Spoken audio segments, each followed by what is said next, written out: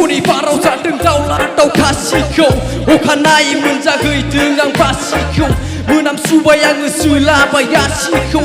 अब्ला बुजिबाय नोंनि बै आखुखौ गोसोआव दं नोंनि बै महरखौ सबाय बिमा थानाय नोंनि बै मोखांखौ जानजि बारलांलायनाय नोंनि खानाय बिलाइखौ थाइनै मेगनाव काजल फुनलायनायखौ गोसोआव दंमोन दाबो सानै सानै आङो गाबो मिनिस्लु मिनि नाहरो गावखौनो थगायना दोनो बिखायाव सौनानै लायो एखनब्ला गोजौसिम लायो गोसोखौ बुरखायनो सानो बुरखायनो हायैसो जायो नाथाय आङो दिनैसिमबो रेकभार जायाखै गोबां मानसि बुरखायफैबाय आंखौ बुरखाय हायाखै हाजासे आं बुरखाय हरबाय नोंनि थाखाय गाबहरलायबाय नोङो बुजिखायासै आंनि मोदै नों नुवासै फोथायनो आं गारखाबाय नोंखौ नायनो बाखाबाय हर सान नोंनि खोथा साननोबो आं गारखाबाय नोंनि बुंनाय गोदै बाथ्रा आंनि थाखाय जाबाय गोखा आंनि नोजोराव सासे थगायसुलि नोङो जाबाय